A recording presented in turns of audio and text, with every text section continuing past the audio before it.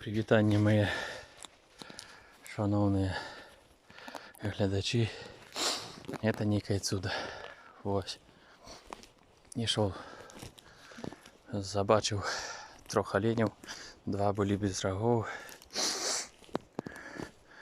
а один з одним рогом. І як ви думаєте, що це?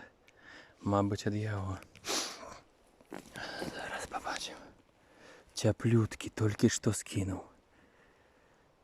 Тепла розетка в першиню так. Побачите. Клас. Сам такий холодний. Алі добрий такий. Важкий. Рог, алі тепла.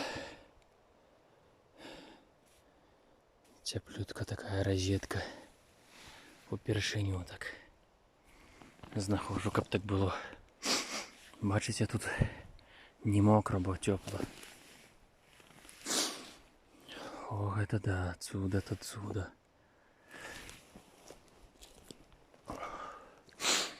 Побачите, який пригажунчик. Раз, два, три, чотири, п'ять. Фух. Клас.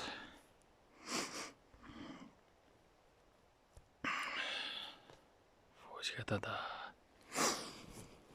Такий пах, зараз побачимо. Такий приємний пах. Чудовно.